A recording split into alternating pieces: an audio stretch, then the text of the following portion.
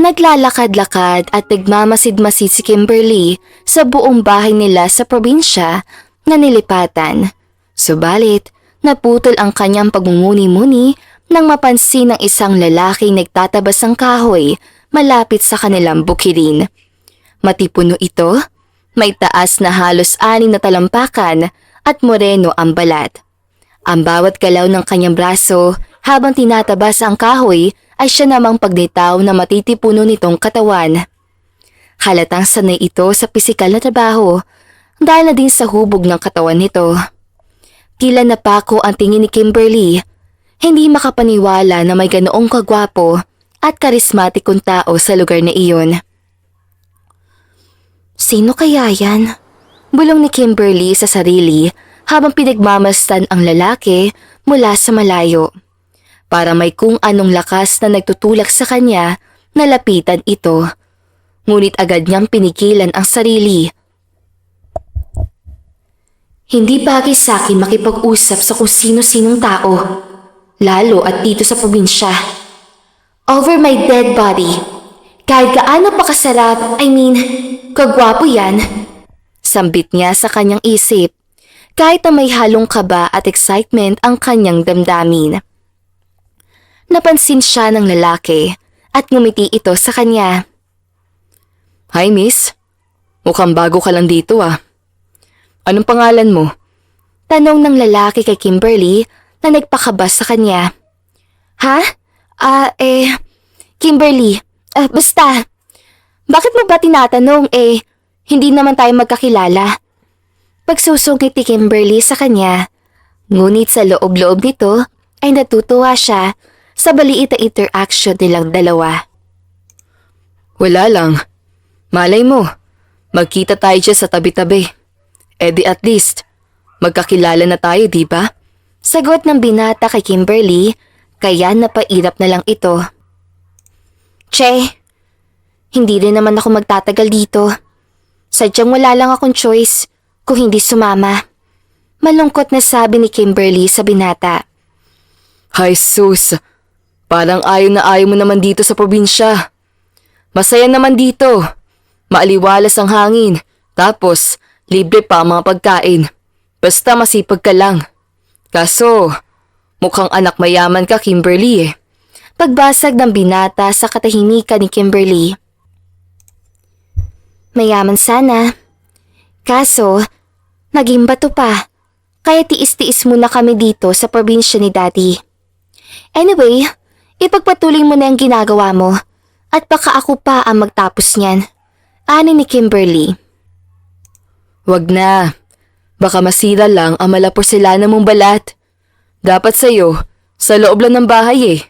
At nagkakape. Biro ng binata sa kanya bago nito'y pinagpatuloy ang ginagawa.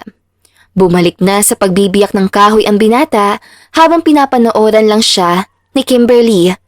Hindi niya may pagkakaila ang taglay na kagapuhan nito, kaya't hindi niya na nabilang kung ilang minuto na siyang nanonood sa ginagawa ng binata. Nahuli niyang nakatingin ang lalaki at sa kaba ay mabilis na umiwas si Kimberly. Ramdam niya ang init sa kanyang pisngi habang nagmamadaling naglakad palayo sa lalaki. Hindi niya inaasahan ang tagpong yun, ngunit pas hindi niya inaasahan ang biglang magbilis ang puso niya. Fernando, anak, mabuti at nakarating kayo na maayos. Bati ni Lolo Ben habang niyayakap ang kanyang anak at apo, kaya nawala sa lalaki ang atensyon ni Kimberly. Salamat itay. Sagot ni Fernando na tila pagod na pagod dahil sa 8 oras sa pagmamaneho papunta sa probinsya. Si Kimberly naman ay tahimik na lamang ulit habang nakatingin sa paligid. Ang daming puno, tahimik ang paligid at tila ibang-iba ito sa buhay na kinalakihan niya. Hindi mawari ni Kimberly kung matatagalan niya ba tumira sa lumang tirahan, ngunit wala naman siyang choice kung hindi ang tiisin na lamang ang kung anong meron sila ngayon. Kimberly, apo! Pasok ka. Marami kaming inihandang pagkain para sa inyo na for sure magugustuhan mo. Sabi ni Lola Nita na may ngiti sa labi. Ngumiti si Kimberly at nanatiling tahimik. Nang makapasok sa bahay, napansin niya ang maliit na sala, ang simpleng kusina at ang 2 kwartong may manipis sa kurtina bilang pintuan. Napatingin agad siya sa tatay niya at kinausap ito. Dad, dito pa talaga tayo titira? I mean, baka hindi tayo magkasya lahat dito dahil ang liit-liit ng bahay. Tanong niya sa mababang boses. Sa isip niya ay halos buong kwarto niya na sa Maynila ang pinagsamang salas at kusina. Kimberly, ito ang bahay ng lolo at lola mo. Maging magalang ka naman. Kung hindi tayo dito titira, saan? Sa lansangan? Sabay ni Fernando kay Kimberly. Okay. Sorry, Dad. Medyo naninibago lang siguro ako. Sabi ni Kimberly sa kanyang tatay.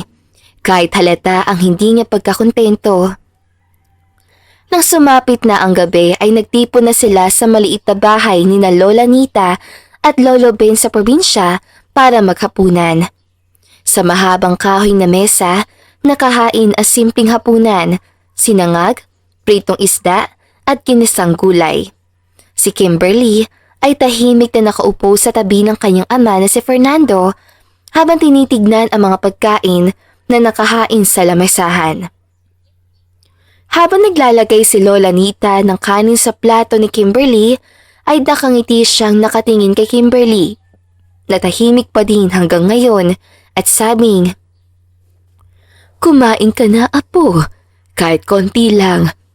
Alam kong mahihirapan ka pa din sa ganitong sitwasyon, pero kailangan mong magpakalakas. Hayaan mo, bukas sa bukas ay pwede ka nang gumala dyan sa labas. Safe naman dyan. At mababait ang mga tao, kaya sige na, kumain ka na."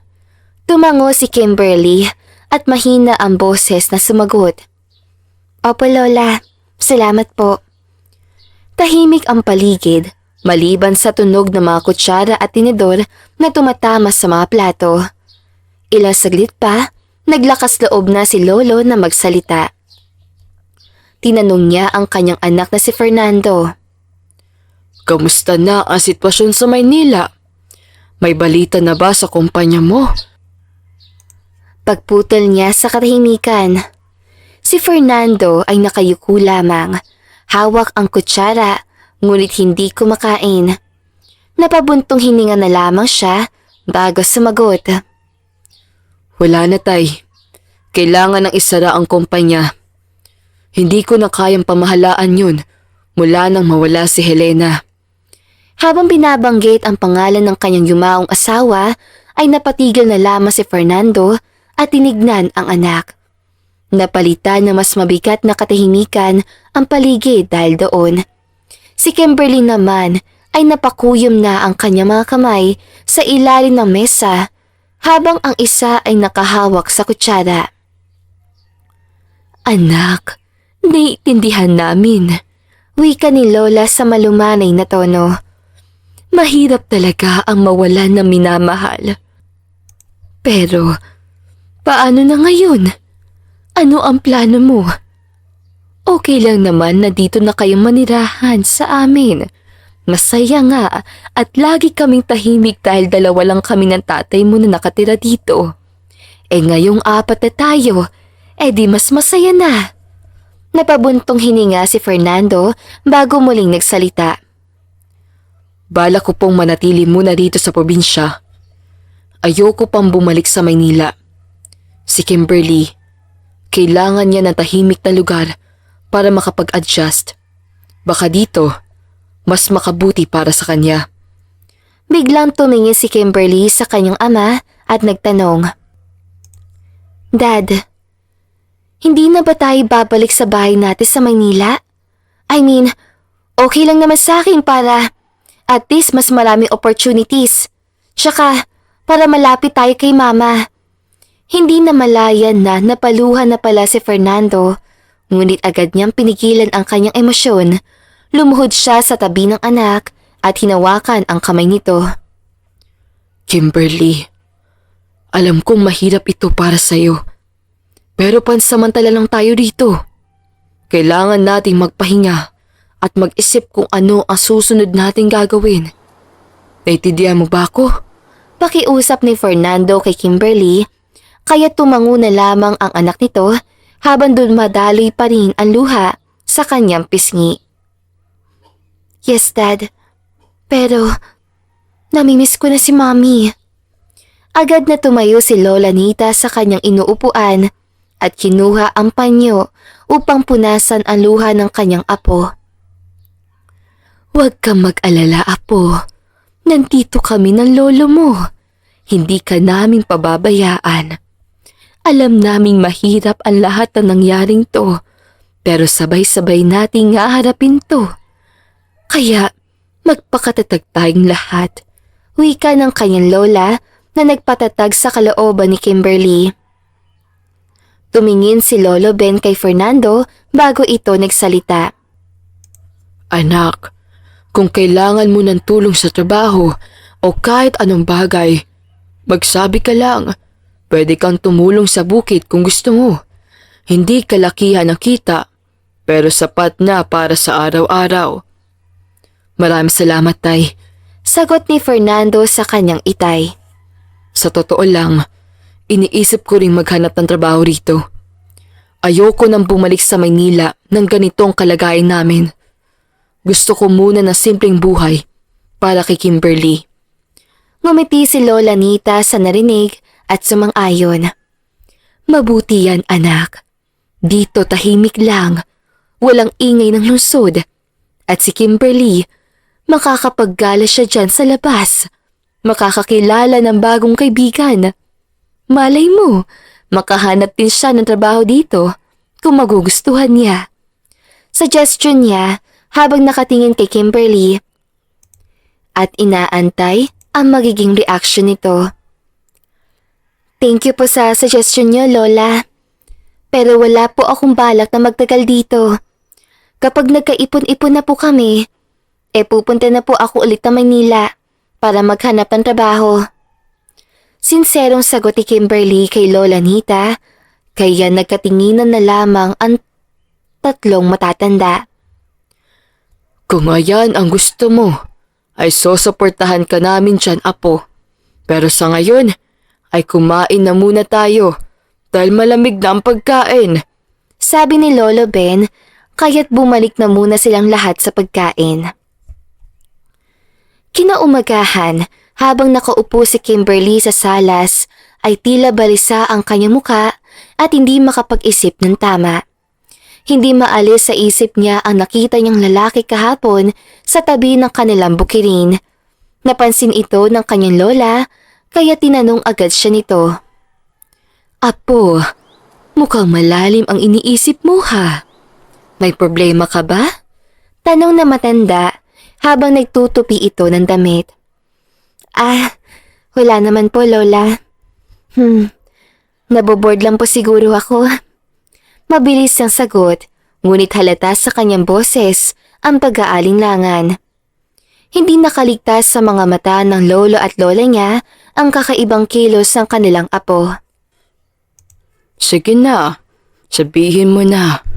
Mukhang may nakita kang kakaiba kahapon at bigla kang nabalisa dyan. Biro ng lolo niya sa kanya na mukhang alam na ang dahilan ng pagkabilisan ng apo. Napabuntong hininga si Kimberly bago nagsalita. Lola, sino po yung lalaki na sa bukiling kahapon? Yung matangkad at matipuno? Nagtatabas po ng kahoy? Baka hindi niyo po siya kilala kaya okay lang. Medyo lang po kasi. Hindi maituloy ni Kimberly ang sasabihin niyang palusot sa lolo at lola niya dahil tuluyan na siyang nablangko. Ngumiti si Lola Nita, tila alam na niya ang tinutukoy ng apo. Si Zeke. Mabait na bata yun. Dito na siya lumaki sa lugar na ito. Siya ang tumutulong sa mga gawaing bahay dito at pati na rin sa mga kapitbahay. Bakit? Nagustuhan mo ba? Biro nito na may halong pang-aasar. Ha? Hindi po. Mabilis sa tanggi ni Kimberly kahit nahalata ang pamumula ng kanyang pisngi. Nagulat lang ako. Ang sipag kasi niya tsaka parang sanay na po siya sa gawaing bahay. Pagkumbinsi nito sa lola niya na siyang nakangiti lamang sa kanilang apo. Kung nagulat ka lang, bakit namumula ka ngayon? Hirit ni Lolo Ben na nakangiti rin habang kumakain. Lolo naman! Reklamo ni Kimberly sabay tago na mukha ng kanyang mga kamay. Ang ibig ko sabihin, iba lang siya sa mga taong nakikita ko sa Maynila. Ganoon talaga dito, apo. Sagot ni Lola nito. Simple ang mga tao, pero masipag at maaasahan. Si Zeke, isa sa mga pinakamatulungin dito sa lugar natin. Mabait, nagkalang, at higit sa lahat, responsable. Kung tutuusin, maraming babae ang may gusto sa kanya. Napakunot ng noo si Kimberly dahil sa narinig. Talaga po? Bakit parang hindi naman siya kilala ng mga tao? At mag-isa lang po siya nagtatabas ng kahoy kahapon. Wala ba siyang kaibigan? Mas gusto niya ang tahimik na buhay at mapag-isa. Paliwanag naman ni Lolo Ben kay Kimberly. Pero kapag kinausap mo, malalaman mong may malalim din siyang pananaw sa buhay. Katulad mo, apo. Pahabol pang sabi ni Lolo Ben, kaya't hindi na nagtanong pa si Kimberly dahil baka kung ano na ang isipin ng mga lolo at lola niya sa kanya. Habang tumatagal ang pananatili ni Kimberly sa probinsya, unti-unti niyang nakikilala si Zeke. Hindi niya akalaing magiging magaan itong kausap at may malalim na pananaw sa buhay na katulad niya. Madalas silang magkasabay, maglakad sa dalampasigan. Lalo na sa tuwing hapon kung kailan kalmado ang hangin at hindi na masakit sa balat ang sinag ng araw. Isang araw, habang nakaupo sila sa isang bangko, malapit sa tabing dagat, nagsimula silang mag-usap tungkol sa kanilang buhay. Kasabay ng tahimik na alon at malamig na simoy ng hangin ang hagikika nila dahil sa biruan nila sa isa't isa. Anyway, bakit ka pala nandito sa probinsya, Kimberly? Hindi kasi halata sa kilos mo na taga rito ka. Parang takot na takot ka sa gapok. Parang laking aircon ka kasi eh. Tanong ni Zeke habang inaayos ang mga kahoy na dala nito. May mga alon na tumatama sa paanan nila na tila musika sa kanilang pandinig. Napangiti si Kimberly sa tanong niya, ngunit halatang may bahid ng lungkot ang kanyang ngiti. Habang iniisip ang tamang salita na isasagot kay Zeke. Mahabang kwento, sagot niya na lang sa lalaki. Pero siguro, isa lang ang masasabi ko. Minsan, kahit gaano karami ang meron ka, mawawala pa rin lahat kapag hindi mo to inalagaan. Makahulog ang wika ni Kimberly kay Zeke. Napatingin naman ang binata sa kanya, tila nagulat sa lalim na sagot niya. May point ka naman dyan, sabi nito. pero kahit ano pa man ang nawala, may pagkakataon ka pa rin para magsimula ulit, hindi ba? Tumango si Kimberly, ngunit hindi nagsalita pa. Sa kauna-una ang pagkakataon, naramdaman niya na naiintindihan siya ng isang tao na hindi niya masyadong kilala. Pagkatapos ng ilang minutong katahimikan, napabuntong hininga si Zeke. Ay, alam mo Kimberly, sa totoo lang, masyado ka seryoso. Baka naman kaya ka narito ay dahil naubusan ka na ng energy para sa big city drama? Tanong niya na may bahid ng biro. Napatawa naman si Kimberly sa narinig. Che, ginawa mo naman akong actress sa isang teleserye. Ang totoo niyan, kaya ako napadpad dito. Siguro, hinahanap ko lang ulit ang sarili ko. Hinahanap ang sarili mo? Naku, baka naman iniwan mo lang sa Maynila. Palabirong sagot ulit ni Zeke, sabay kindat. Humalakhak naman si Kimberly, tila nakakalimot pansamantala sa bigat ng kanyang dinadala dahil sa mga banat ni Zeke sa kanya. Kung ganoon lang kadali, edi sana, kinuha ko na agad sa lost and found section, di ba? Napuno ng tawanan ang dalampasigan at parang biglang gumaan ang loob nila sa isa't isa. Maya-maya ay muling nagsalita si Kimberly nang may maseryosong tono. Pero seryoso, Zeke. Minsan kasi, kahit na sa'yo na ang lahat, para may kulang pa rin. Hindi mo ba naramdaman yon? Sumandali at nag-isip si Zeke sa tanong ni Kimberly sa kanya. Parang hindi yata. Kasi ang goal ko sa buhay, simple lang. Masaya na akong kumakain na 3 beses sa isang araw. May beer tuwing Sabado. At nakikita ang mga bituin tuwing gabi. Kung may kulang man, baka... Ano yun? Yung electric pa sa kwarto ko. Medyo mahina ng ikot. Sabi niya na may kasamang ngiti. Napailing na naman si Kimberly sa narinig dahil mukhang hindi na talaga magseseryoso sa usapan si Zeke. Ang babaw naman ng kaligayahan mo. Hindi ka ba nangangarap na masigit pa? Katulad ng malaking bahay, magarang sasakyan? Umiling si Zeke. Bakit ko gugustuhin yun? Mas gusto ko yung simpleng bahay lang na madaling linisin. Tsaka yung bike ko, ayos na yun. Tsaka, tumigil siya at setserong tumingin kay Kimberly.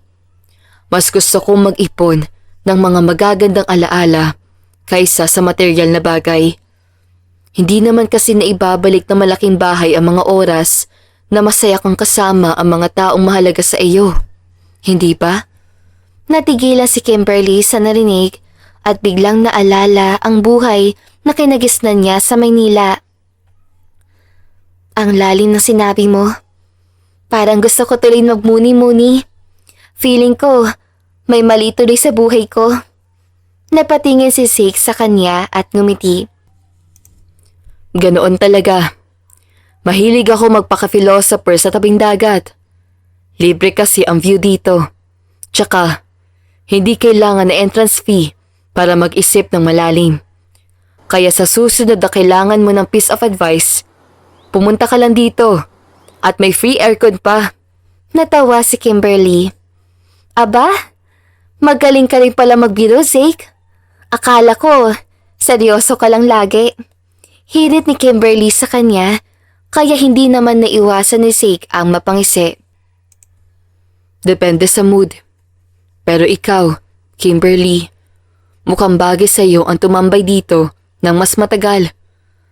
Parang nagiging mas kalmado ka. Puna ni Zeke kay Kimberly sa mahinang tono. Talaga? Tanong niya at nagtataka. Paano mo naman nasabi? Kasi kanina, parang bitbit mo ang buong mundo. Ngayon, parang isa ka ng normal na tao na nakikipagbiruan. Yung nakakangiti kahit sa maliit lang na dahilan. Sagot ni Zeke kay Kimberly. Napaisip naman si Kimberly sa narinig nito. Pinakiramdaman niya ang sarili. At totoo nga, sa mga oras sa ito, hindi niya naramdaman ang bigat ng pakiramdam na nararamdaman niya.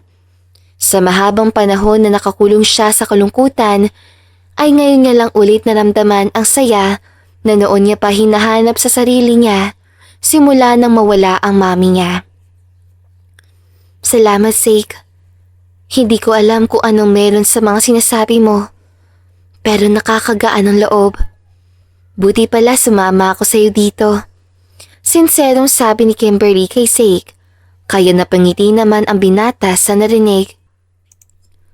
Walang anuman. Tsaka, isa lang ako simpleng tao na mahilig magbigay ng unsolicited advice.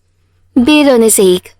Muling nagtawanan ang dalawa habang naglalakad pa rin sa ilalim ng papalubog na araw. Sa unang pagkakataon ay nakaramdam si Kim ng kakaibang saya sa puso niya kasama si Zeke. Hindi man niya aminin sa sarili niya, ngunit alam niyang iba na ang nararamdaman niya para kay Zeke. Habang lumilipas ang mga araw, mas naging madalas ang pagkikita ni na Kimberly at Zeke. Isang hapon, habang naglalakad sila sa dalampasigan, napansin ni Kimberly ang basket na hawak ni Zeke na puno ng sariwang isda.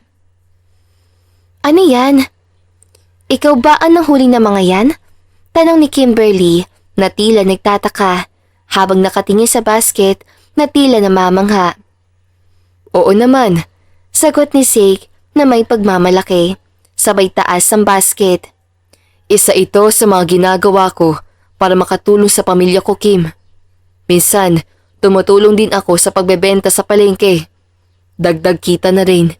Napangiti si Kimberly sa narinig mula kay Zeke. Wow! Ang sipag mo naman pala. Pero seryoso, kaya mo talagang manghuli ng ganyang karaming isda? Tumawa si Zeke. Madali lang yan kung nasanay ka na. Pero ikaw, marunong ka bang maglinis ng isda? Biro niya habang nakangiti ng pilyo. Hala, syempre hindi. Hindi ko nga kayang hawakan ng mga yan eh. Papalinisin mo pa ako. Lalo na kung gumagalaw pa. Ang alam ko lang naman kasi kumain ng mga luto ni Mana sa Maynila noon. Sagot ni Kim. Sabay po sa sarili na parang pagprotekta laban sa isda. Napangiwi siya at napaatas pa ng bahagya. Ang slimy siguro na pakinamdam niyan, di ba? Para kung humahawak ng palaka. Dagdag niya na may halong takot at pag-aalangan sa boses. Napatawa ng malakas si Zeke sa komento na yun ni Kimberly. Kaya mo rin yan kapag sinubukan mo. Sige na, halika, tuturuan kita. Anyaya niya. Wag na! Agad na tanggi ni Kimberly. Baka madumihan pa ako. Tignan mo naman ang suot ko oh. Baka mag-amoy isda pa ako. Sabay turo sa kanyang maayos sa puting damit. Ngunit hindi nagpaawat si Zeke. Hinila niya si Kimberly papunta sa isang bangka na nakaparada malapit sa dalampasigan at binuhat ito papasok ng bangka. Saglit lang, hindi ka naman mababasa ng todo. Ito, dito tayo.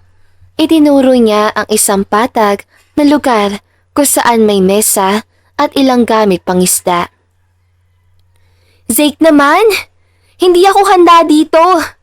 Reklamo ni Kimberly, ngunit halata sa kanyang boses na natatawa rin siya, dala ng kaba, tuwa at excitement. Relax ka lang. Sabi ni Zeke habang inilalabas ang ilang isda mula sa basket. Maingat niyang hinawakan ng isda, pinipisil ng bahagya upang tiyaking hindi ito madulas, habang ang isang kamay na nakapatong sa lamesa na nasa harap din ni Kimberly. Tignan mo, hindi naman sila nakakatakot. Parang ordinaryong hayop lang din sila. Basta alam mo kung paano hawakan. Kumuha siya ng maliit na kutsilyo at nagsimulang ipakita kay Kimberly ang proseso ng paglilinis ng isda. Ganito lang oh. Una, alisin mo yung kaliskis. Gamitin mo tong kutsilyo. Tapos, kuskusin mo muna mula buntot papunta sa ulo. Nakadistansya si Kimberly kay Zeke habang naglilinis ito ng isda. Halatang nagdadalawang isip kung lalapit ba o hindi. Parang ang dumi-dumi naman, sabi niya habang nakatingin ng maigi sa istang hawak ni Zeke. Hindi naman to madumi, Kim. Basa lang. Sagot ni Zeke na napapailing na lang. Sige na, try mo na. Hawakan mo lang. Ew! Ayoko talaga! Tugon ni Kimberly habang napapaatras at halos mandiri sa langsa ng isda. Huwag kang maarte. Biro ni Zeke, sabay abot ng isang maliit na isda kay Kimberly. Hindi naman to mangangagat. Napilitang kunin ni Kimberly ang isda, ngunit agad din itong dumula sa kanyang kamay. Napasigaw siya, dahilan para mapatawa ng malakas si Zeke. Ayoko na talaga! Ang slimy! Bakit ganito? Reklamo ni Kimberly habang pinupunasan ang kamay sa isang piraso ng basahan. Normal lang yan. Kaya mo yan. Promise. Pangungumbinsi ni Sake. Sige na, subukan mo ulit. Kapag hindi mo tinapos yan, babawi ako ng ice cream na nilibre ko kanina. Napakunot noo si Kimberly. Grabe ka naman. Pinilit lang kitang kumain ng ice cream kanina. Tapos eto ngayon, pinipilit mo naman ako maglinis ng isda. Grabe ka na. Ngumiti si Zig na parang batang nagtatampo. Fair lang, di ba? Kaya nga tayo magkaibigan para turuan ng isa't isa para pag uwi mo, marunong ka na maglinis ng isda. Hindi ka naaasa sa cook nyo. Sa wakas, sinubukan ulit ni Kimberly. Hawak-hawak niya ang kutsilyo habang iginagaya ang paskuskos ng kaliskis na ipinakita ni Zig. Ganito ba? Tanong niya habang nanginginig ang kamay. Ayan, nakuha mo din. Ayusin mo lang ang hawak mo para hindi dumulas ang kutsilyo at baka masugat ka. Sabi ni Zig, sabay abot ng kamay para igabay siya. Ayan, mas maayos na. Habang ginagawa ni Kimberly ang paglilinis, unti-unti siyang nasasanay sa kanyang ginagawa. Nakailang isda na siya bago siya napahinto. Hindi ko ine-expect na magagawa ko to, sabi niya habang nakatingin sa malinis sa istang hawak niya. Ngumiti si Zig. Kita mo? May mga bagay na akala mo imposible, pero kaya mo palang matutunan. Sabi ko sa iyo eh. Napangiti rin si Kimberly, ngunit bigla siyang nagtanong. Bakit ba ang tiyaga mo sa mga ganito? Hindi ka ba nahihirapan? Napahinto si Zig at saglit na tumingin sa malayo, habang ang hangin mula sa dagat ay banayad na humaplos sa kanyang muka. Tila bumalik sa kanyang alaala ang mga umaga kung saan sabay-sabay silang magkakapatid na nag-aayos ng lambat kasama ang kanilang ama. Ang tawanan at simpleng kwentuhan na nagbigay sa kanya ng lakas ng loob. Sa kabila ng hirap ng buhay, laging may ngiti sa mukha ng kanyang pamilya at iyon ang dahilan kung bakit patuloy siya nagsusumikap. Ang pamilya ko kasi. Mahina niya sabi. Sila ang dahilan kung bakit ginagawa ko to. Para sa akin, hindi mahirap ang mga bagay na ginagawa mo nang may dahilan. Kapag alam mong may natutulungan ka, nawawala ang hirap. Kaya kahit minsan pagod na ako, tuloy pa rin. Tahimik si Kimberly, tila naantig sa sinabi ni Zig. Ang galing mo naman, mahina niya sabi. Parang lahat ng may hirap na bagay, nakakaya mong gawin. Ganoon talaga. Sagot ni Zig, sabay baling mula sa kanya. Pero huwag kang mag-alala. Hindi ko naman hinihiling na gawin mo to palagi. Kaya ko naman to mag-isa. Pagdadrama kunwari ni Zig kay Kim na nagpapaawa. Sinong may sabing ayaw ko? Biglang sabi ni Kimberly na kinagulat ni Zig. Actually, parang nag-e-enjoy na ako kahit papaano. Talaga? Tanong ni Zig na parang hindi makapaniwala. Oo naman, kahit medyo nakakadiri pa rin. Sagot ni Kimberly na may ngiti. Pero, sa isang kondisyon. Ikaw ang magdadala ng isda para sa akin. Ako na lang ang maglilinis. Tumawa ng malakas si Zig. Deal. Pero, siguraduhin mong lilinisin mo na maayos ha? Kahit araw-araw pa. Sagot ni Kimberly na napapatawa na rin. Habang nagtatawanan ang dalawa, dumaan ang isang matandang mangingisda. Uy, Zig! Nakahanap ka ng bagong kasama! Sabi nito na may malapad na ngiti. Napatingin si Kimberly kay Zig at pareho silang natawa. Para kay Kimberly, ang simpleng tagpong ito ay tila naglalapit sa kanya sa mundo ni Zig. Isang mundong puno na simpleng buhay at pag-asa. Para naman kay Zig, Ang pagtawa ni Kimberly ay isang patunay na kahit sino ay kayang matutong mag-enjoy sa mga bagay na akala nila hindi para sa kanila. Hindi po. Tinuturuan ko lang po siya. Sagot ni Zeke. Ah, ganoon ba? Sagot ng matanda. Kung ganyan naman kaganda ang mag-aaral mo, baka araw-araw mo ng turuan yan. Namula si Kimberly habang si Zeke naman ay tumawa lang na malakas. Kuya naman. Sagot niya sabay baling kay Kimberly. Sige na. Baka gusto mo na magtrabaho ulit, madam. May isa pa ako natitirang isda dyan, no? Hay nako, sige na nga. Sabi ni Kimberly na nakangiti. Sa ilalim ng papalubog na araw, patuloy ang pagtuturo ni Zeke kay Kimberly. Mas nakikilala niya si Zeke. Unti-unting nagbabago ang pananaw ni Kimberly. Napansin niyang hindi pala tungkol sa pera o marangyang pamumuhay ang tunay na kaligayahan.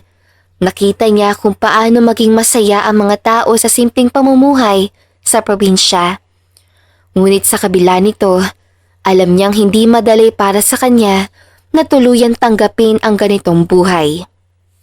Isang gabi, sa loob ng kanyang silid na tahimik at may liwanag lamang mula sa maliit na lampshade, nakatingin lang si Kimberly sa salamin. Hindi niya maiwasang pag-isipan ang mga nangyayari sa kanyang buhay nitong mga nakaraang araw. Habang hawak ang kwintas sa bigay sa kanya ng kanyang ina noong nabubuhay pa ito at kausap niya ang kanyang sarili, waring nakikipagtalo sa sariling damdamin. Hindi pwede, mahina niya sabi. Halos pabulong, ngunit sapat na para marinig niya. Pinipilit ni Kimberly paniwalain ang sarili sa mga iniisip niya. Mayaman lang ang pwedeng makasama ko. Dapat maibalik ko ang buhay ko dati. Sinabi niya, ito ng paulit-ulit, ngunit habang binibigkas ang mga salitang iyon, tila may bumibigat sa kanyang dibdib. Nilingon niya ang binata.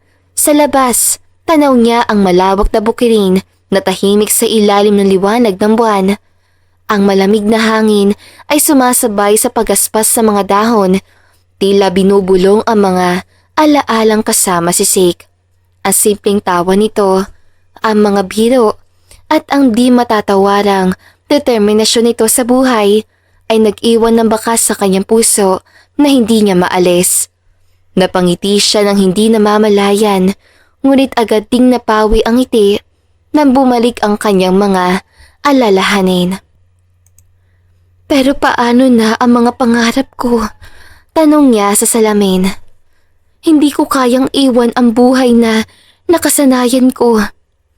Hindi ko kayang maging katulad nila. Ngunit habang sinasabi niya ito, biglang sumagi sa kanyang isipan ang imahe ng kanyang ama, si Mr. Fernando, na dati lang nasa loob ng bahay. Tila nawalan ng gana sa buhay mula nang mawalan sila ng yaman.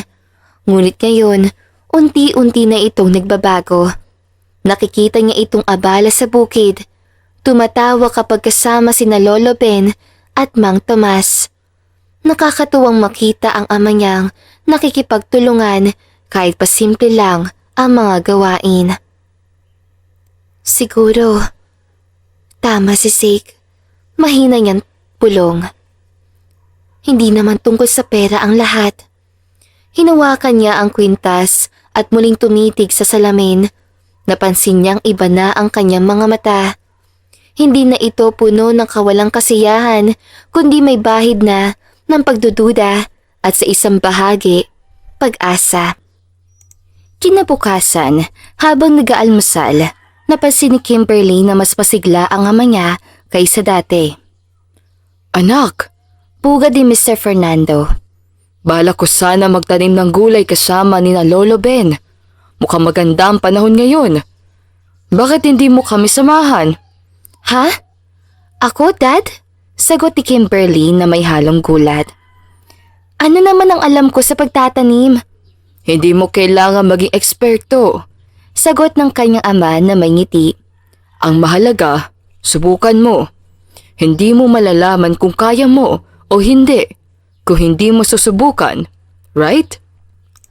Naalala naman bigla ni Kimberly ang sinabi ni Zeke noong nakaraan. May mga bagay na akala mong imposible, pero kaya mo palang matutunan. Napabuntong hininga siya at sa loob-loob niya, nagtanong siya muli sa sarili. Ito na ba ang simula? Habang nag-aalangan pa rin, tumayo si Kimberly at tinanggap ang paanyaya ng ama. Sa isip niya, alam niyang may malaking pagbabago ang paparating sa kanyang buhay, ngunit hindi niya mawari kung paano niya ito haharapin. Ngunit sa bawat hakbang papunta sa bukid, may kakaibang tibok ang kanyang puso. Isang halo ng kaba at pananabik. Isang umaga, habang ang araw ay dahan-dahang sumisikat at ang mga ibon ay nagsisimula pang mag-awitan, nakaupo si Kimberly sa beranda ng bahay. Hawak ang isang tasa na mainit na kape. Ang kanyang mga mata ay nakatanaw sa malawak na bukirin. Ang hangin ay maligamgam at ang mga halaman sa paligid ay medyo nanginginig dahil sa banayad na ihip ng hangin. Sa mga sandaling yun, tila ramdam ni Kimberly ang katahimikan ng probinsya na siyang una niyang naramdaman mula nang makarating siya doon. Masaya siya sa ganitong tahimik na buhay. Ngunit may mga pagkakataon pa rin na may lungkot na bumabalot sa kanya.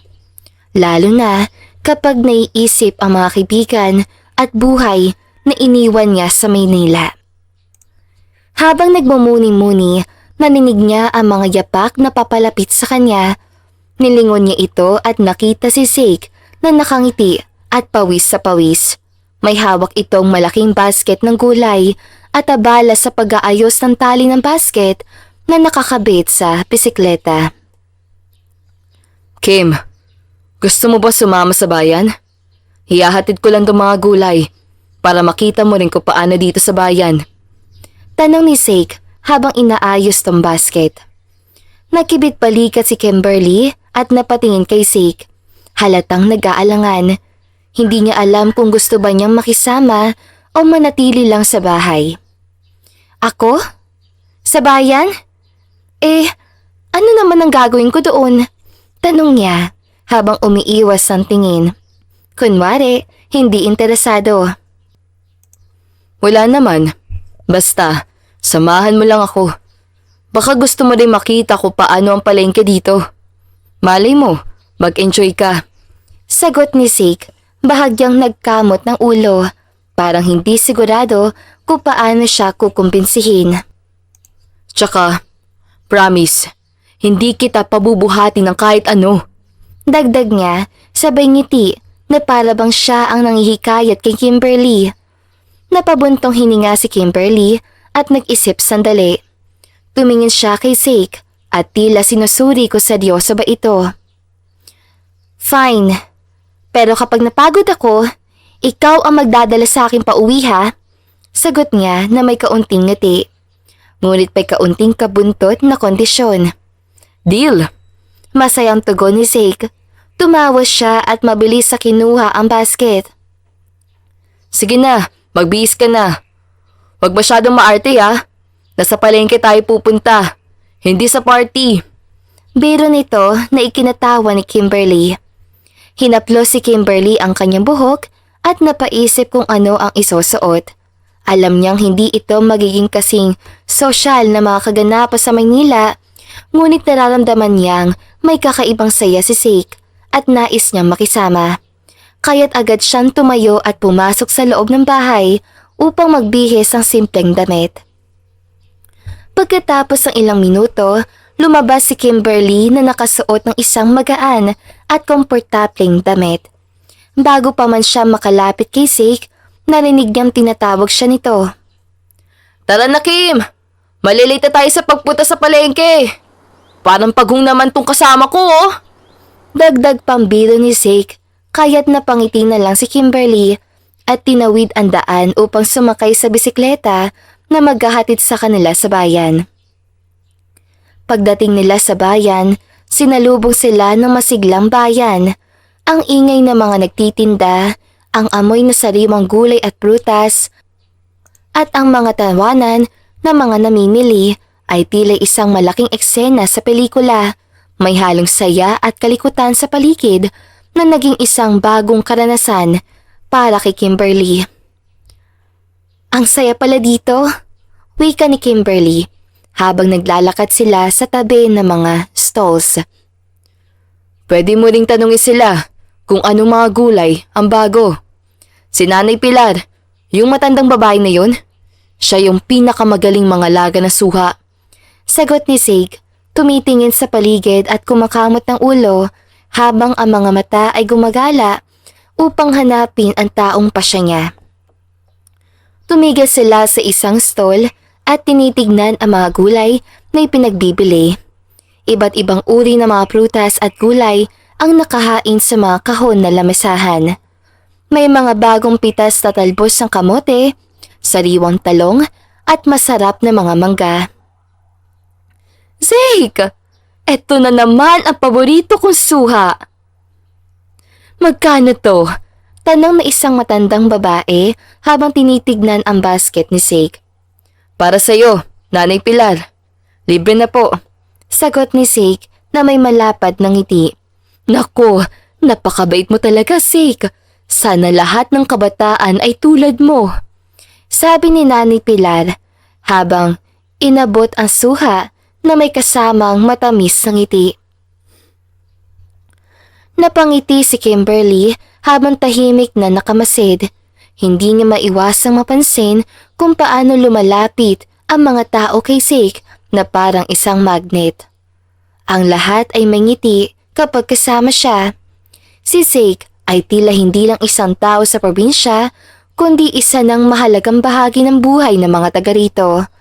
May mga pagkakataon na ang kanyang pagiging matulungin at maasikaso ay nagiging dahilan ng mga ngiti at paggalang mula sa mga tao sa paligid.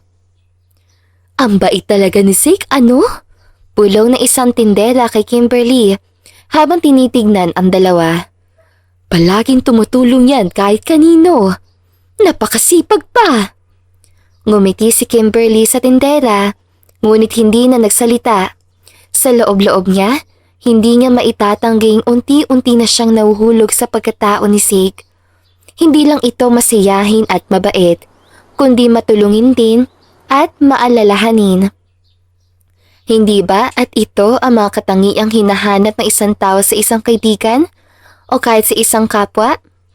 Si Zeke, sa kabila ng kanyang pagiging magaan sa buhay, ay isang taong may malasakit sa iba. Habang naglalakad sila sa pagitan ng mga stalls, may naramdaman si Kimberly na parang isang bagong emosyon na nagbubuo sa kanyang dibdib.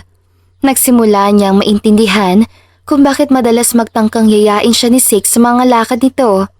Siya na hindi saday sa ganitong klase ng buhay ay natuto ring mag-appreciate sa mga simpleng bagay na dala ng probinsya dahil na rin sa tulong ng lalaki. Zeke, paano ka ba natututong tumulong sa mga tao? Parang ikaw na yung takbuhan ng lahat dito eh. Tanong ni Kimberly, medyo nahihiya dahil sa tanong na iyon. Si Zeke ay humarap sa kanya at ngumiti ng maluwag. Siguro, lumaki ako na tinuruan ako magbigay. Lagi may kasabihan sa bahay namin na hindi ka tunay na mayaman kung hindi ka nakakatulong sa ibang tao. Kaya yun, gusto ko lang maging mabuti sa iba. Sagot niya, ang mga mata ay may kahulugang ng pagka-proud sa sarili. Ang ganda nun, sagot ni Kimberly. Wala akong narinig na ganyan sa Maynila. Siguro, kaya pala madami kang kaibigan dito. Sa mga sandaling yon, nadama ni Kimberly na ang mga simpleng bagay ni ito, tulad ng pagiging masayahin at matulungin, ay mas mahalaga kaysa sa mga material na bagay. Habang patuloy na naglalakad si Kimberly, siya ay nakaramdam ng isang espesyal na koneksyon kay Zeke na hindi pa niya ganap na naipapaliwanag sa sarili. Sa kabila ng kanyang mga pag-aalangan, natutunan niyang tanggapin ang mga simpleng galak na dala ng probinsya. Ang mga ngiti, ang pagtulong at ang malasakit. Lahat ng ito ay bagay na hindi niya naranasan sa Maynila. At siguro, ito ang dahilan kung bakit masaya siya ngayong kasama si Sig. Pagkatapos silang mag-ikot, dumaan pa si Sig sa ilang tindahan upang bumili ng prutas. Para kina Lolo Ben at Lola Nita. Gustong gusto nila tong mangga na to eh. Sagot ni Sig habang maingat na isinasalansan ang mga prutas sa basket. Lagi ka bang ganito? Parang lahat ng tao. Gusto mong tulungan? Tanong ni Kimberly habang tinitignan si Sig na abala sa pagbibilang na sukli. Hindi naman sa lahat ng oras. Pero kasi masaya ako kapag alam kong may napapasaya ako. Ang simple lang ng buhay. Pero asaya, di ba? Sagot ni Sig habang tumingin kay Kimberly at ngumiti. Napabuntong hininga si Kimberly. Sana ganyan din ako. Bulong niya sa sarili. Ngunit dinig pa rin ni Sig ang mahinang boses niyang iyon. Ha? Ano yun? Tanong ni Sig, sabay tawa. Wala. Tara na nga. Sabi ni Kimberly, sabay lakad palayo. Habang pauwi na sila, naramdaman ni Kimberly ang init ng araw na banayad na tumatama sa kanyang balat. Ngunit masigit pa roon ng init na nararamdaman niya tuwing tumitingin siya kay Sig. Hindi niya maintindihan pero may kung anong kakaiba sa pakiramdam niya. Ang simpleng araw na ito sa bayan ay tila naging isa sa mga pinakamasayang araw niya. Pagdating nila sa bahay, masiglang binati sila ni na Lolo Ben at Lola Nita. Naku, ang dami na namang dala nitong si Sig. Napakabait mo talaga, iho. Sabi ni Lola habang tinitignan ang mangga. Para po sa inyo yan. Sagot ni Sig habang inaabot ang prutas. Galing pa sa bayan. Sabi ko, hindi pwedeng wala kayong prutas. Nag-abala ka pa, iho. Lagi mo na lang kami inaabutan ng mga prutas at pagkain tuwing pumupunta ka sa bayan. Sabi ni Mang Ben kay Sig. Ay, wala lang po yan. Tsaka, sinamahan naman po ako ni Kimberly sa palengke. Kaya, ayan na po ang ibabayad ko sa kanya. Hoy, ako ang sumama sa iyo ah. Bakit ako walang prutas na natanggap? May favoritism ka talaga, Sig. Sabat ni Kimberly sa usapan kaya nagtawanan na lang ang mga matanda at si Sig. Tahimik lang si Kimberly habang pinagmamasdan ang eksena. Sa tuwing nakikita niya kung paano mag-alala si Sig sa kanyang pamilya, mas lalo siyang humahanga sa lalaki. Sa likod ng simpleng ngiti nito ay ang puso ng isang taong laging inuuna ang iba bago ang sarili. Napangiti si Kimberly, ngunit sa loob-loob niya, isang tanong ang bumabalot sa kanyang isip. Paano kung hindi ko kayang pantayan ang kabutihan niya? Lumipas pa ang ilang linggo at dumating na ang inaabangang pista sa kanilang bayan. Ang makukulay na banderitas ay nakasabit na sa mga kalsada at ang bawat tahanan ay may kanya-kanyang dekorasyon. Ang amoy ng masasarap na pagkain ay sumisingaw mula sa bawat bahay, nagpapahiwatig ng kasiyahan at pagmamalasakit sa tradisyon ng kanilang komunidad. Halos lahat ng tao, bata man o matanda, ay abala sa paghahanda. Si Kimberly, na bago pa lamang sa bayang yon, ay sinubukang makibagay sa kultura at tradisyon ng lugar. Bagamat hindi siya sanay sa ganitong klaseng gawain, nagdesisyon siyang tumulong sa mga kababaihan sa pagluluto ng mga kakanin. Sa umpisa, halatang hindi niya kabisado ang ginagawa.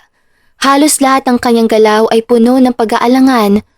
Ngunit sa kabila nito, masigla pa rin niyang sinusubukan ang bawat ipinapagawa sa kanya. Kimberly, ayos ka lang ba dyan? Mukhang hirap ka sa paghalo na suman. Natatawang puna ni Aling Sean, ang leader ng mga kababaihan sa barangay.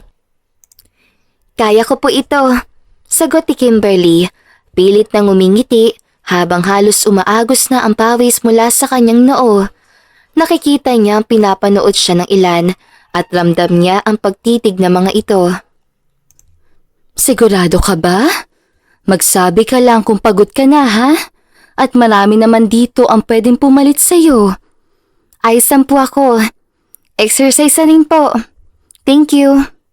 Nang sandaling yun, biglang napansin ni Sig ang binatang anak ni Aling Sean na tila nahihirapan na si Kimberly. Nakatayo ito sa di kalayuan habang tahimik na pinapanood ang mga nangyayari. Sa kanyang mga mata, may kakaibang determinasyon si Kimberly upang matutunan ang mga bagay kahit pahalatang hirap siya. Napangiti si Sig at nagdesisyong tulungan ang dalaga. Ganito lang yan. Sabi ni Sig habang nilapita si Kimberly. Kinuha niya ang sandok mula sa kamay ng dalaga at sinimulan itong ipakita kung paano ang tamang paraan ng paghahalo. Saglit na nagtama ang kanilang mga mata. Parang tumigil ang oras sa pagitan ng dalawa. Pareho silang natigilan. At kapwa nakaramdam ng kakaibang init na tila tumagos sa kanilang puso. Sa hiya, mabilis na umiwas ng tingin si Kimberly. Salamat, mahina niya sabi habang hindi makatingin ng diretsyo kay Sig. Walang anuman. Kaya mo to, Kimberly. Sagot ni Sig na may malambing na ngiti sa kanyang labi. Ang boses niya ay puno ng paghimok, bagay na nagbigay ng kaunting lakas ng loob sa dalaga. Simula noon, naging mas madali para kay Kimberly ang magpatuloy sa pagtulong. Kasama niya si Sig na nagbibigay na simpleng gabay at sumasalo sa kanyang mga pagkakamali. Unti-unti rin niyang nakilala ang iba pang mga kababaihan at naramdaman niya ang mainit na pagtanggap ng mga ito sa kanya. Ang dati niyang kaba ay napalitan ng kasiyahan at kumpiyansa. Sa kalagitnaan ng araw, nagkaroon ng maikling pahinga ang lahat. Naupo si Kimberly sa lilim ng isang puno habang pinupunasan ang pawis sa noo. Maya-maya pa ay dumating si Sig na may dalang malamig na inumin. Para sa'yo. Sabi niya habang iniaabot ang baso kay Kimberly. Nagulat ang dalaga, ngunit agad din itong ngumiti. Salamat ulit. Sagot niya, napansin niya ang pawis sa noo ng binata. Ikaw rin. Mukhang napagod ka sa pagtulong kanina. Hindi naman masyado. Masaya akong tumutulong. Sagot ni Sig habang naupo sa tabi niya. Tahimik silang dalawa saglit at nakikinig lamang sa ingay ng mga tao sa paligid. Ang simpleng sandaling yun ay nagbigay sa kanila ng pagkakataong makilala ang isa't isa ng mas malalim. Bakit ka nga pala napadpad dito sa bahay namin? Tanong ni Sig matapos ang ilang sandali. Kailangan kong lumipat ng lugar dahil sa trabaho. Pero ngayon, para mas gusto ko na ring manatili rito. Tahimik at masaya ang mga tao. Paliwanag niya, ngunit hindi na binanggit ang totoong nangyari sa nakaraan. At saka, dagdag niya, marami akong natutunan dito, lalo na sa mga bagay na hindi ko naman ginagawa dati. Maganda yan. Sa tingin ko, bagay ka rito. Hindi lang dahil sa natututo ka, pero parang natural ka na sa amin. Sabi ni Sig na may lambing sa boses. Napatingin si Kimberly sa kanya at saglit na tumigil ang kanyang mundo. Hindi niya maintindihan kung bakit, pero ramdam niya ang sinseridad sa mga salita ng binata. Habang papalapit ang gabi, unti-unti nang napalitan ang bayan ng makukulay na ilaw. Dumating na ang pinakahihintay na gabi ng pista at nagsimula ang masayang salo-salo. Lahat ng tao ay abala sa kainan at sayawan. Ang mga bata ay masayang tumatakbo sa paligid habang ang mga matatanda naman ay nagkukwentuhan sa ilalim ng mga puno. Si Kimberly ay masiglang nakikihalubilo na rin. Kasama niya ang mga kababaihan, ngunit paminsan-minsan ay tumitingin siya sa paligid. Hinahanap ang isang pamilyar na muka. Hindi nagtagal, nakita niya si Zeke na nakatayo sa tabi ng entablado. Tila may hinahanap din. Kimberly! Tawag ni Zeke na magtama ang kanilang mga mata. Lumapit siya sa dalaga at inalok itong sumama sa sayawan. Hindi ako marunong sumayaw, tanggi ni Kimberly habang nahihiya. Walang problema. Tuturuan kita. Sagot ni Zeke habang iniaabot ang kanyang kamay. Sa kabila ng kaba, tinanggap ni Kimberly ang alok ni Zeke. Habang magkahawak ang kanilang mga kamay, sinimulan nilang sumabay sa tugtog. Hindi man perpekto ang kanilang mga galaw, puno naman ng tawanan at kasiyahan ang paligid. Sa gabing yun, hindi lamang pista ang ipinagdidiwang ni Kimberly. Para sa kanya, ito rin ay simula ng isang bagong yugto ng kanyang buhay. Isang yugto kung saan natutunan niyang buksan ang kanyang puso sa mga tao at sa posibilidad ng bagong pag-ibig. Ang pista ay nagtapos ng may masigabong kasiyahan, ngunit ang alaala ng araw na iyon ay nananatili sa puso ni Kimberly at Zeke.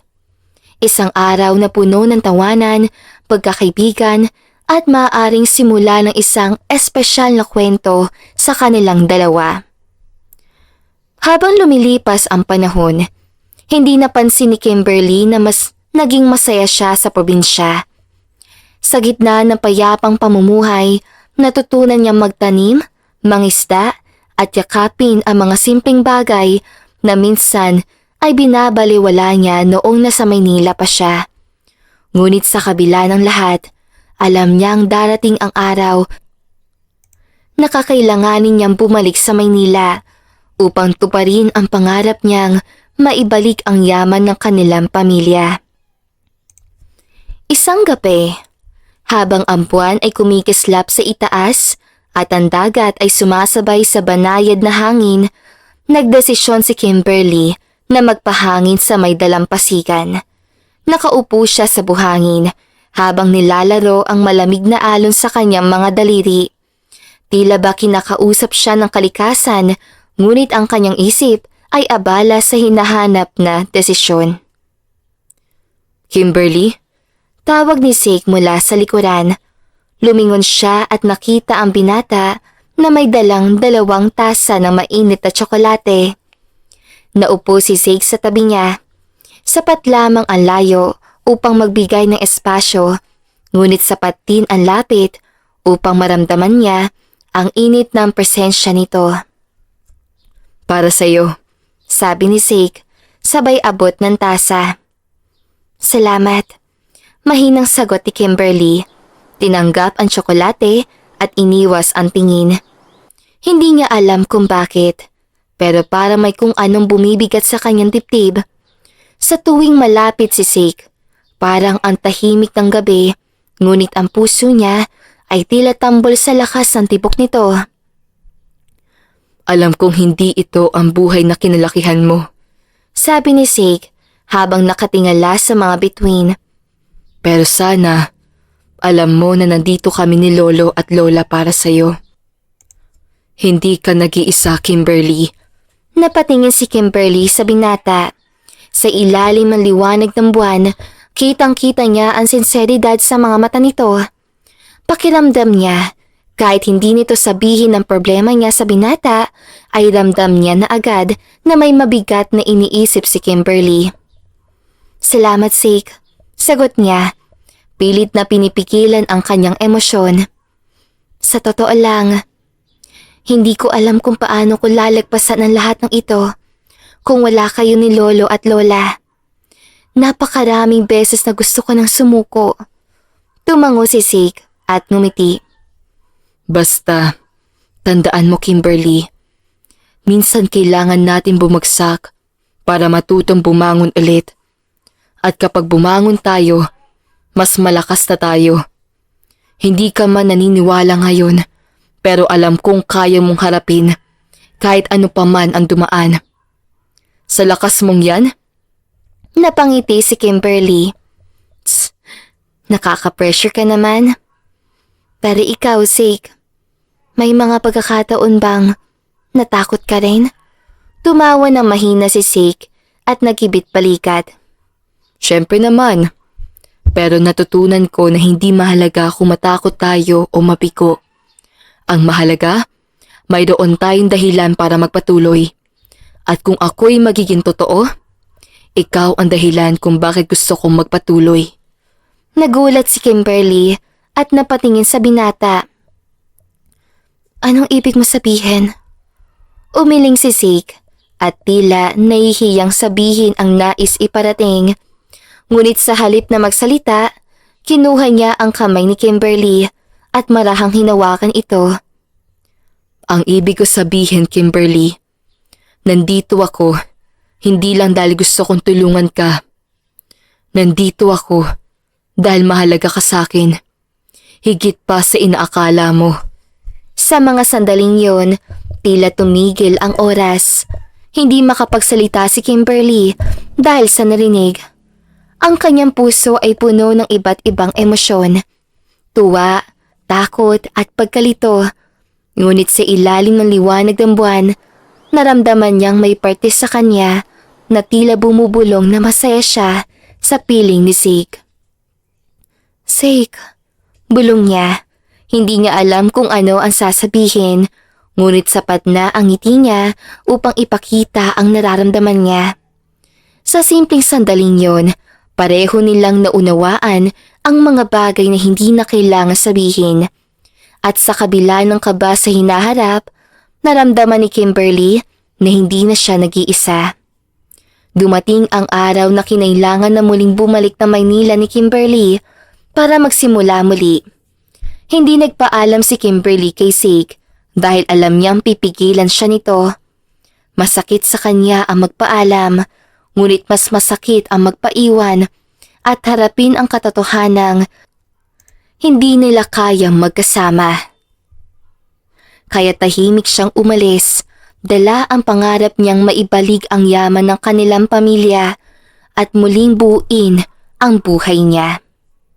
Sa Maynila, sinimula ni Kimberly ang kanyang karera bilang chef sa isang sikat na hotel. Hindi naging madali ang lahat para sa kanya. Mahabang oras ang trabaho, mahigpit na kompetisyon at madalas sa lungkot ang kanyang kinakaharap araw-araw. Ngunit kahit gaano kahirap, pilit niyang kinakaya dahil alam niyang ito ang tamang daan patungo sa kanyang mga pangarap. Pagkalipas ng 2 taon, habang abala siya sa kusina ng hotel, biglang dumating ang kanilang manager na may dalang balita na nagpalakas ng tensyon sa buong staff. Maghanda kayong lahat. Datating ang may-ari ng hotel. Siguraduhin ninyong perpekto ang lahat. Sigaw nito na tila hindi sapat ang galing ng team sa mata ng boss. Habang abala si Kimberly sa pag-aayos sa mga putahe at pagbibigay ng huling touch sa mga dekorasyon, narinig niya ang pamilyar na boses na nagpabilis ng tibok ng kanyang puso. Kimberly? Napalingon siya at sa isang iglap nalaki ang kanyang mga mata. Hindi niya inaasahan na makita si Zeke na nooy simpleng lalaki sa probinsya ay naroroon, nakasuot ng mamahaling suit at may presensyang tila bumalot sa buong lugar. Ngunit ang mas nakakagulat, siya ang may-ari ng hotel. Zeke, ikaw ang may-ari ng hotel na to? Tanong niya, halos hindi makapaniwala sa kanyang narinig at nakita. Ngumiti si Zeke, ngunit ang ngiting iyon ay malamig, puno ng damdaming hindi niya mawari. Oo, ako nga. At ikaw ang empleyado ko ngayon. Walang emosyong niyang sabi nito sa harapan ni Kim. Teka, paano nangyari yon? Hindi ba nasa probinsya ka? I mean, halos hindi mapagtagpi-tagpi ni Kimberly ang mga naiisip niya. Masaya siya ngunit naguguluhan pa din sa mga nangyayari. Kaya mo ba ako iniwan? Dahil probinsyano ako, Kim? Ganoon na ba kataas ang tingin mo sa sarili mo? Heto na, Ako na ang boss mo ngayon. Happy? Sarkastikong tugon ni Say kay Kimberly na nakapagpatulo ng luha ni Kimberly. What? Of course not! Tingin na ba ang tingin mo sa akin, Sik? Nangingilid ang luhang sagot ni Kim kay Sik habang walang emosyon naman ang binata. Whatever, Kim. Whatever it is, I don't care. Dahil wala namang namamagita sa atin. Kaya pwede mong gawin kahit anong gusto mo. Natigilan si Kimberly. Ang binatang minsan nagbigay ng init at saya sa kanyang buhay ay ngayon tila ba itong ibang tao. Hindi niya alam kung ano ang sasabihin niya, kaya't nanatili na lamang siyang tahimik. Ngunit hindi doon nagtatapos ang kwento. Simula noon, tila sinasadya ni Zeke na pahirapan si Kimberly. Pinagluto siya ng mga komplikadong putahe na halos imposible ang proseso. Kung hindi nasiyahan, pinaulit-ulit ang gawa kahit pa alam niyang perpekto na ito. Ang simpleng pagbili ng kape ay inuutos ito sa kanya at kapag hindi nasunod ang kanya mga gusto, may matatalim na mga salitang binibitawan ang binata kay Kimberly. Isang gabi, matapos ang maghapong trabaho, tahimik na umiyak si Kimberly sa pantry ng hotel. Hindi niya kayang intindihin kung bakit biglang naging ganoon si Zeke. Hindi ba at siya rin ang lalaki nagturo sa kanya kung paano bumangon ulit? Bakit tila siya rin ang nagpupumilit na itumba siya ngayon? Habang umiiyak siya, hindi niya namalayang may nakatayo sa isang madilim na bahagi ng hallway. Si Zeke, natahimik na pinapanood siya mula sa malayo. Gusto niyang lumapit, gusto niyang magpaliwanag, pero nanatili siyang nakatayo roon. Mahal pa rin niya si Kimberly, pero ang sakit ng biglaang pag-alis ito noon ay pilit niyang itinatago sa likod ng kanyang malamig na ugali. Hindi niya matanggap na ang babaeng minahal niya na higit sa kanyang sarili ay kayang iwanan siya ng ganoon na lamang. Napabuntong hininga siya. Hindi ito ang dapat na sitwasyon nila. Dapat ay masaya sila ngayon, pero heto siya, nagkukubli sa anino ng galit at pride. Kinabukasan, habang abala si Kimberly sa kusina, muling lumapit si Zeke. Ulitin mong putahe. Malamig niyang utos. Napatingin si Kimberly sa kanya, kita sa mukha ang ines. Zeke, ginagawa ko ang lahat para magtrabaho na maayos. Pero bakit parang sinasadya mo namang pahirapan ako, ha?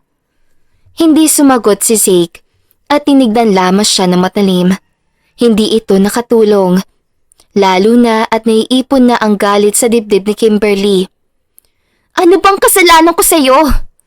Dagdag pa ni Kimberly. Nanginginig ang boses. Isang saglit na katahimikan, nag-iwas ng tingin si Zeke. Halatang may gustong sabihin, ngunit pinipigilan ang sarili. Napapikit si Kimberly. Pilit nilulunok ang emosyon. Kung may galit ka sa akin, sabihin mo na. Huwag mong idaan sa ganito, Zeke. Hindi ko na kaya. Nagbuntong hininga si Zeke. Hindi mo na kaya? Eh ako, Kimberly. Paano ko kinaya na bigla ka umalis sa walang pasabi? Nanlaki ang mga mata ni Kimberly.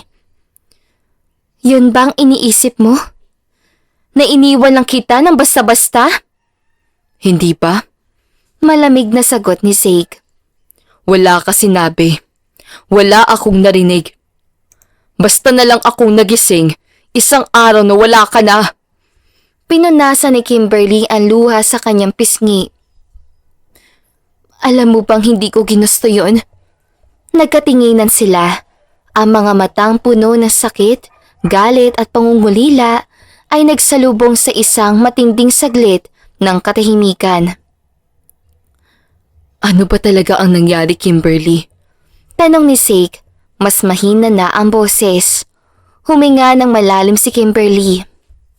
Zeke, hindi kita iniwan dahil gusto ko. Iniwan kita dahil wala akong choice. Choice? Kumunot ang noo ni Zeke. Anong ibig mo sabihin? Alam mo naman ang pamilya ko, hindi ba? Bumantong hininga si Kimberly. Nawalan kami ng kumpanya, Zeke. Dahil namatay si Mami noon. Hindi ko alam kung saan ako pupulutin nun, Zeke. Kaya sabi ko sa sarili ko, magsusumikap ako para sa sarili ko. Para sa pamilya ko. Napailing si Zeke. Kaya umalis ka nang hindi malang nagpapaalam? Oo. Pero ano bang magagawa ko? Napataas ang boses si Kimberly. Walang patutunguhan ang buhay ko noon, Zeke. Wala akong pera, wala akong trabaho. Ikaw lang ang meron ako at ang pamilya ko. Pero kung ipinaglaban kita noon, ano nang mangyayari sa akin? Sa amin? Wala akong choice. Tahimik si Zeke. Hindi niya inaasahan ang sagot na iyon. Mahal kita, Zeke. Mahina, ngunit matapang na pahayag ni Kimberly. Kahit noon pa. Kahit ngayon. Nanatiling nakatingin lang sa kanya si Zeke. Kitang-kita sa kanyang mga mata ang pinaghalong sakit at pag-unawa. Tingin mo ba hindi kita hinanap?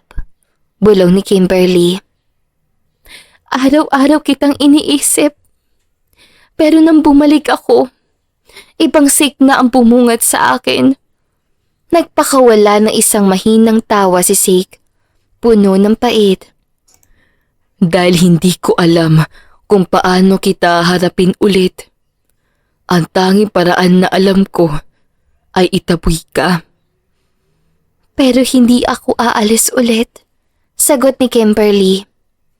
Kung galit ka, sabihin mo. Kung may tanong ka, itanong mo. Pero wag mo akong tratuhin na parang wala akong halaga. Muling natahimik si Zeke. Sa unang pagkakataon, napagtanto niya kung gaano siya naging makasarili. Akala niya siya lang ang nasaktan. Pero ngayon, kitang-kita niya ang sakit sa mga mata ni Kimberly. Isang sakit na pareho nilang pasan. Dahan-dahan lumapit si Zeke. Patawad. Mahina niya sabi. Naiyak na tumawa si Kimberly. Hindi mo kailangang humingi ng tawad, Zeke. Ang gusto ko lang maitindihan mo. Saglit siyang nag-isip. Pagkatapos ay tinignan si Kimberly ng matagal. Simula ngayon, hindi na kita itataboy.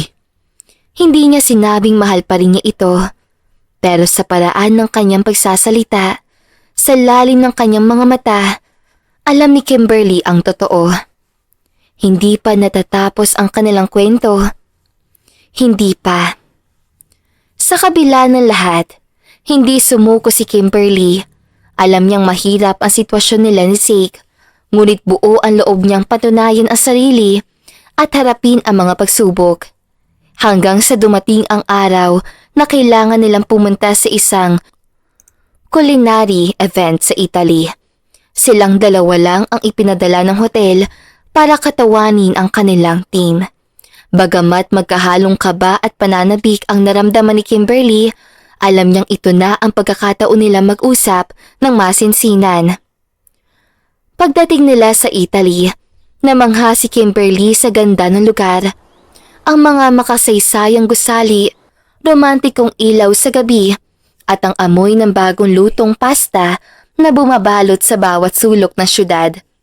Ngunit sa kabila ng kagandahang ito, ramdam niya ang bigat ng tensyon sa pagitan nila ni Zeke.